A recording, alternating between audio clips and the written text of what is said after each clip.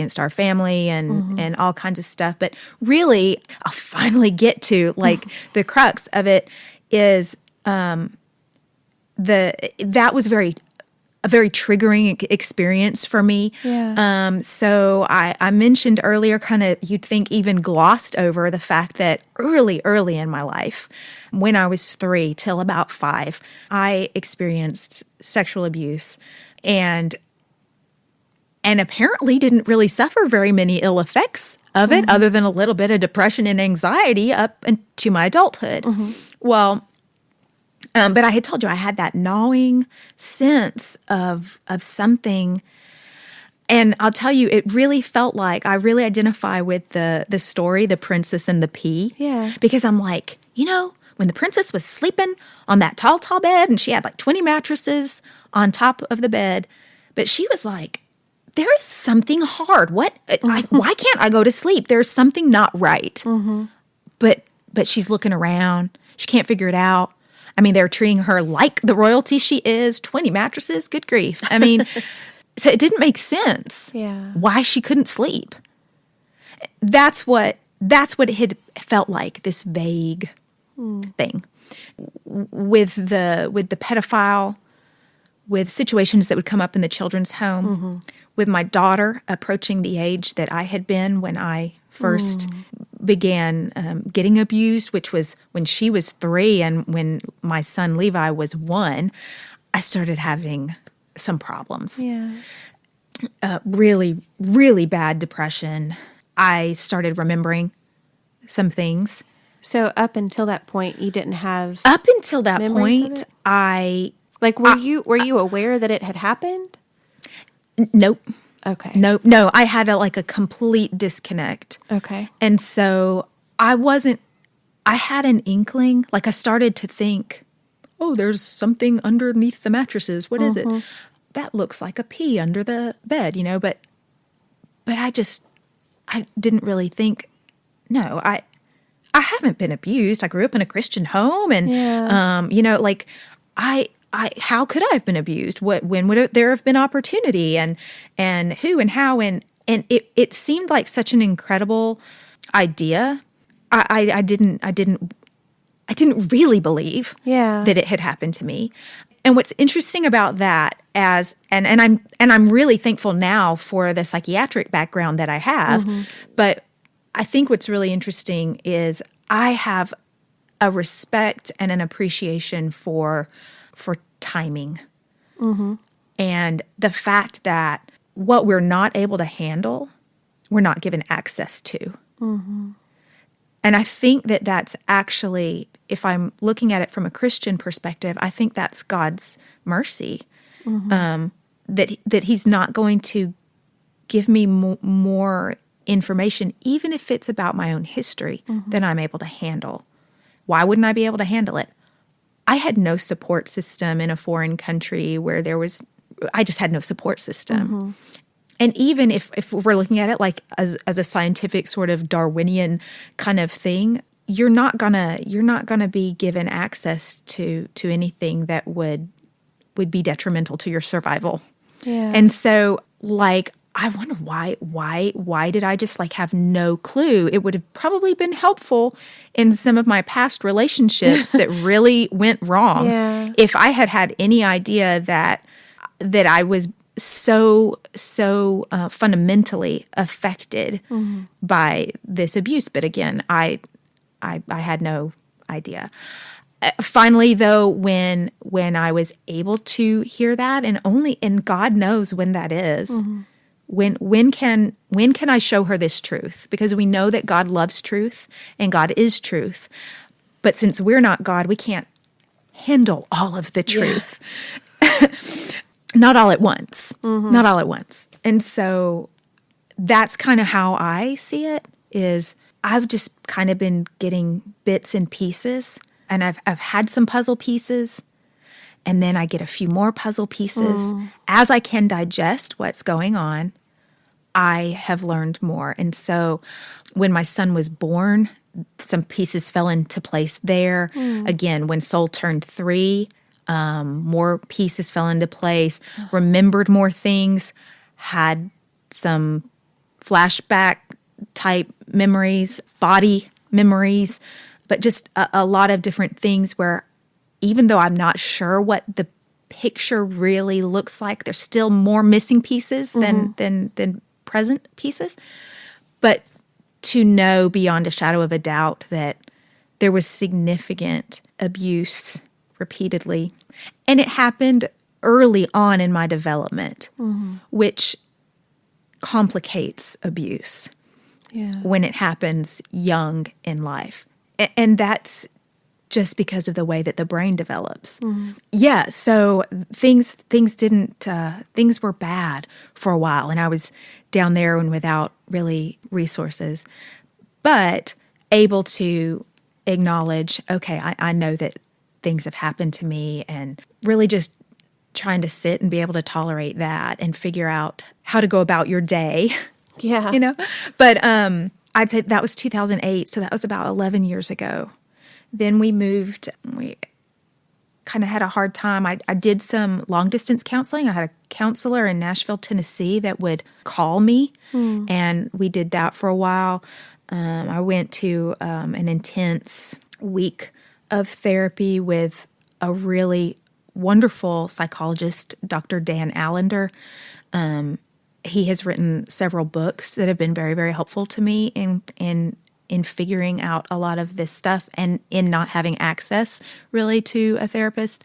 But when we moved back to the U.S., and we live in Nashville, Tennessee now, but we still bounce around. So I feel like we have several homes, but I spend the majority of time now in Nashville, Tennessee, and I do have a therapist that I see weekly, and that is fundamental. It's been very, very helpful. In the last 2 years, I have come to the point where I've been able to acknowledge and accept that not only the depression and anxiety has been very obvious, even some of the PTSD, extreme reactions, and things like that have been understandable. But I really was floored by kind of moving forward with my therapist and really diving in and being open to healing, to come to realize that I have DID.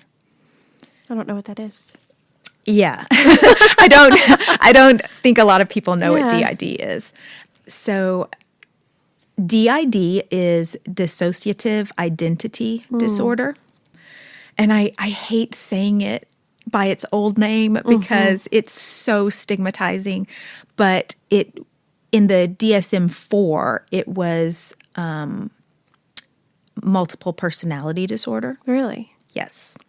So that officially does not exist anymore. It's a really ugly sounding disorder, but it's also kind of misleading as a title. And dissociative identity disorder is just way better.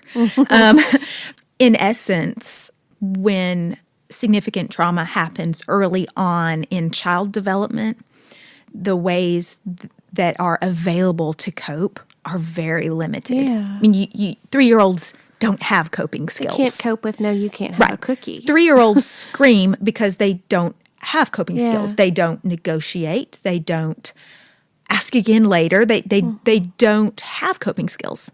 And so it just often happens especially with sexual abuse early on in development, that this is the way that it's the response that occurs, I guess, because of a lack of true coping skills.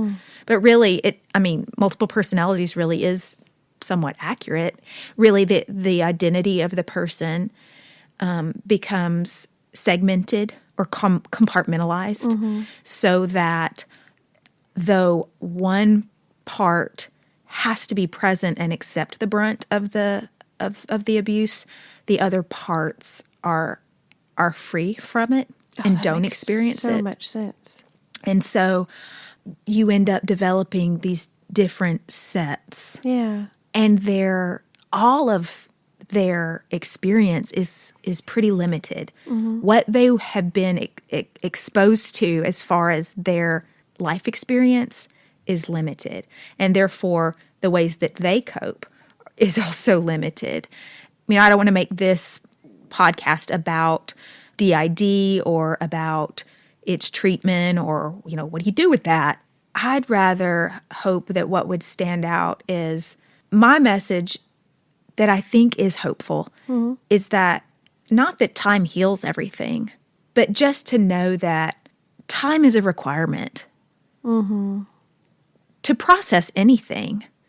Just like the Bible says that you will not be tempted beyond what you can bear, I also think that God will not reveal more truth than a person can bear.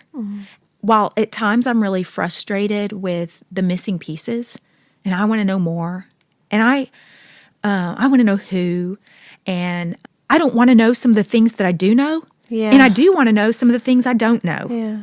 But that as things continue to, and they don't just fall into place, I'm working hard. Yeah. You know, you have to do the work. Everyone who, you got to do the work. But instead of feeling frustrated, I just want to say, if I don't know that yet, I just need more time.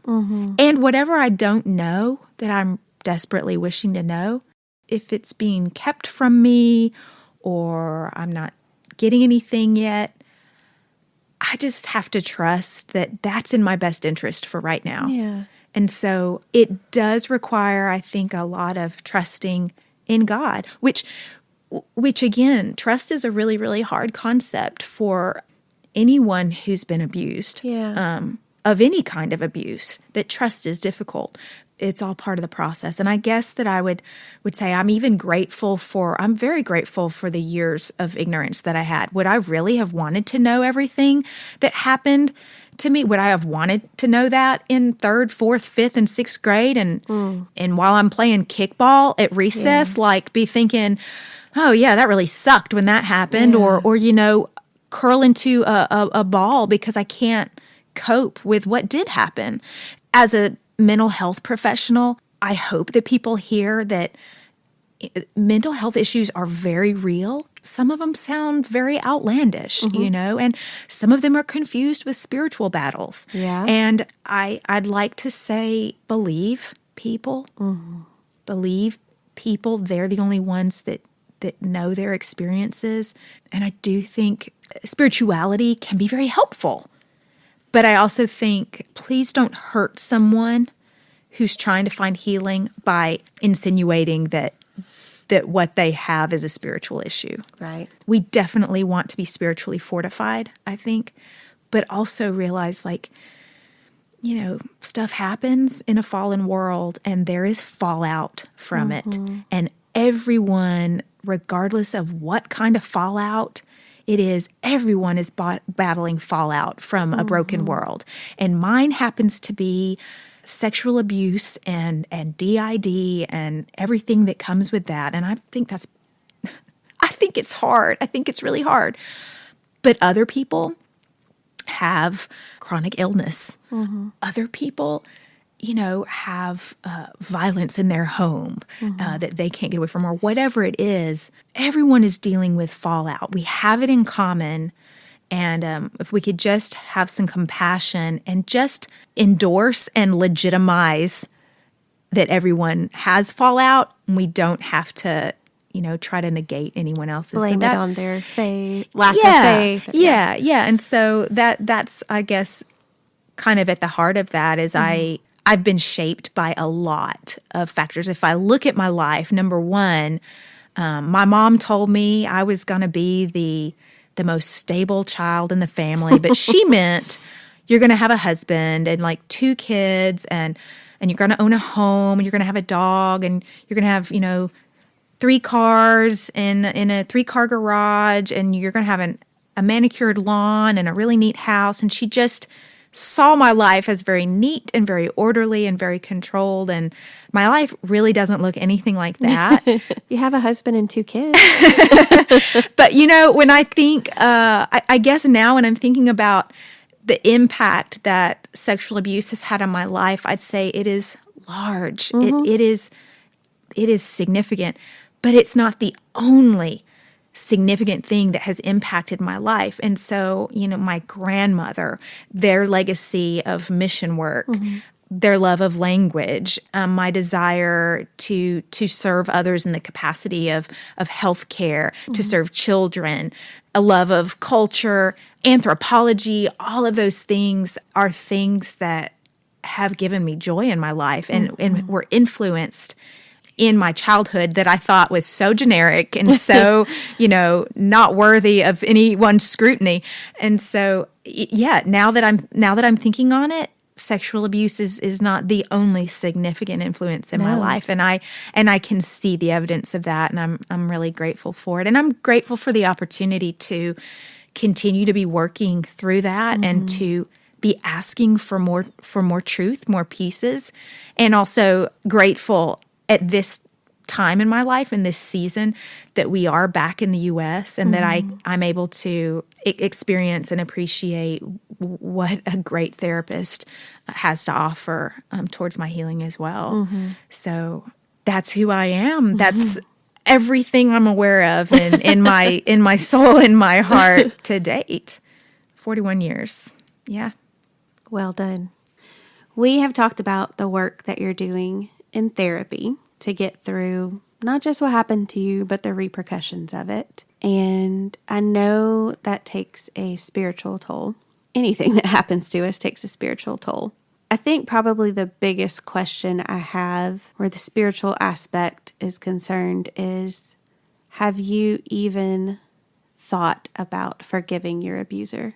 Yes. I've thought a lot about that, but it's a bit of a strange situation for me since I don't know who abused me. And I'm not sure why that particular puzzle piece still isn't being revealed for me. It does take a spiritual toll. The last 10 or 15 years, I wish I could say that I had leaned in and depended on my faith and never despaired or never thrown a tantrum towards God or whatever. Let's be real. I'll be the first to acknowledge my weakness, and I'm not ashamed of my weakness. I think the God that I love understands human weakness, and he wouldn't if he hadn't chosen to come down to earth and live it like one of us. Yeah. But he does understand it. And so I don't have shame about my weaknesses. I don't have shame about the anger that I've had at times towards God or the questions or the rage. But I've been kind of a mixed fan of God, and I think that does take a toll on your spirituality. It also takes a toll on your marriage. But the God that I love and the God that loves me will not dissociate. He will not leave the room because I'm acting out or acting ugly or making false accusations or beating my fists against his chest for not protecting me and keeping me from abuse. He will stay present for all of that. And that is a really strong God. That is a very remarkable God. And it gives me an example of that's what I'm striving for. In particular with my situation with DID, I'm trying to learn how to be present instead of evacuating, instead of jumping ship or letting one part handle something so that the others don't have to go through it. I'm trying to work on being ever present and integrated and cohesive. But as far as forgiveness, I think one of the things, before even talking about forgiving the abuser, whoever he is, question mark, before that, I think that I really had to deal with the disappointment that I felt between me and God.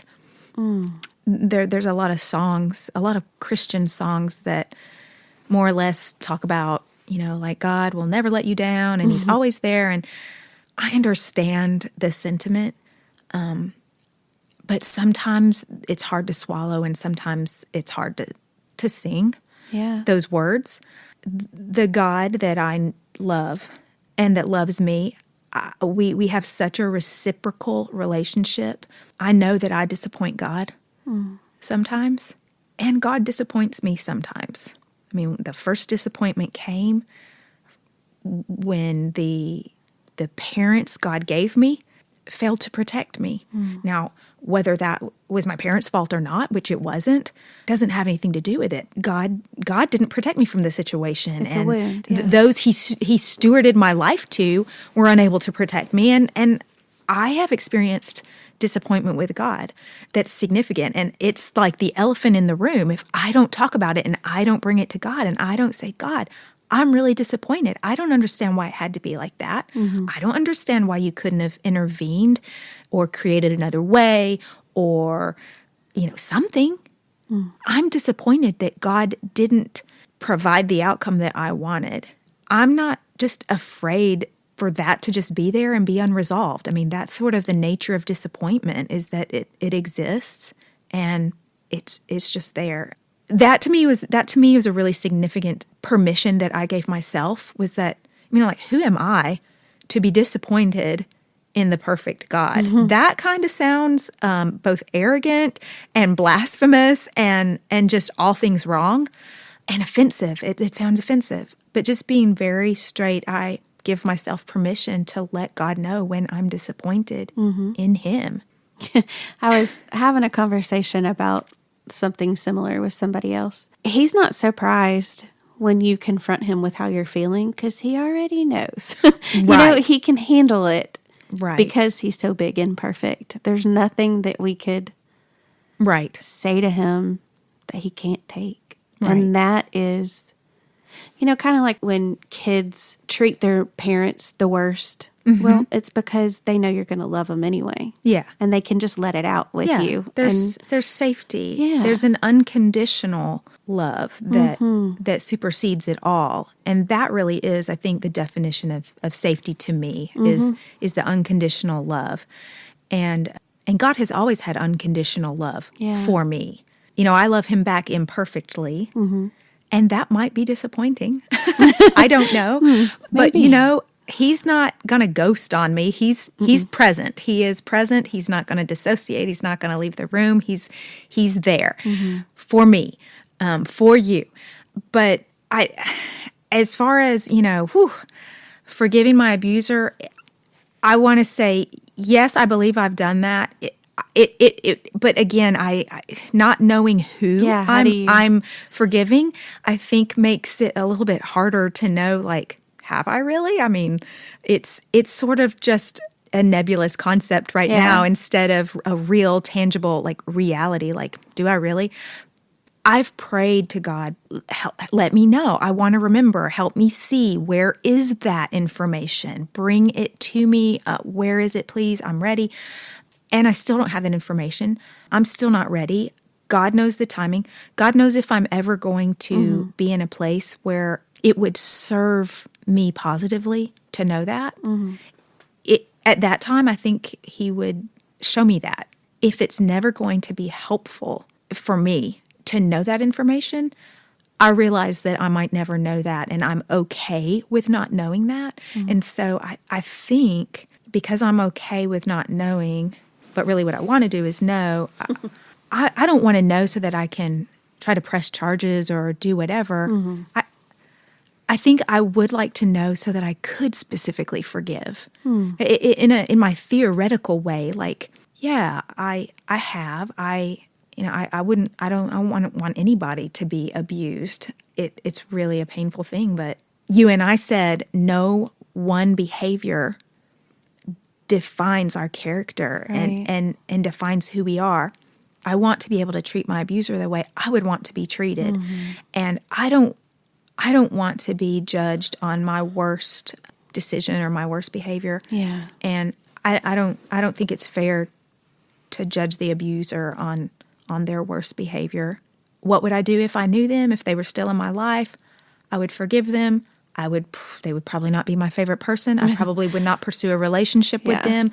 If I had to pursue a relationship with them, I would just have boundaries in place that I felt comfortable with and would keep me safe, and not harbor any ill will. And I think that when what I desire for that person is for whatever hurt they've experienced that has led them to at times make those bad decisions that hurt other children. I'd wish for them to find new ways to cope. I'd wish for them to find some healing themselves and not continue in those practices. That would make me happier than anything. Like if somebody would grant me a wish that abuser could have that healing, that I could have that healing. But if I'm deserving of healing, they're also deserving of healing. Wow. They That's are. really, really gracious of you to say that.